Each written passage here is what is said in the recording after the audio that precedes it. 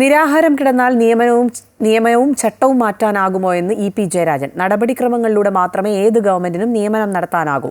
എല്ലാ തൊഴിൽ രഹിതരോടും അനുഭാവമുള്ള ഗവൺമെന്റാണ് ഇപ്പോഴുള്ളതെന്നും അദ്ദേഹം പ്രതികരിച്ചു. ഇവിടെ തൊഴിൽ രഹിതരായിട്ടുള്ള ചെറുപ്പക്കാരികളുമുള്ള നാടാണ്. അവരെ സർക്കാർ സർവീസിലേക്ക് നിയമിക്കുന്ന സംവിധാനമാണ് പബ്ലിക് സർവീസ് കമ്മീഷൻ. അവർ അത് സംബന്ധിച്ചുള്ള നടപടി പൂർത്തിയാക്കി അതിൻ്റെ റാങ്ക് ലിസ്റ്റ് പ്രസിദ്ധീകരിച്ച് അതിൻ്റെ നടപടി അനുസരിച്ച് മാത്രമേ ഏത് ഗവൺമെൻറ്റിനും നിയമം നടത്താൻ സാധിക്കൂ. നിങ്ങൾ നിലവിലുള്ള നിയമം മാറ്റാൻ പറ്റൂ, ചട്ടം മാറ്റാൻ പറ്റൂ, PSC നിയമങ്ങൾ മാറ്റാൻ പറ്റൂ. അതാണ് നമ്മളെല്ലാം ആലോചിക്കുന്ന വിഷയം. അതുകൊണ്ട് ആ സഹോദരിമാരോട് ഇങ്ങനെ സമരം നടത്തുന്നവരോട് ഉപദേശിക്കുകയാണ് വേണ്ടത്.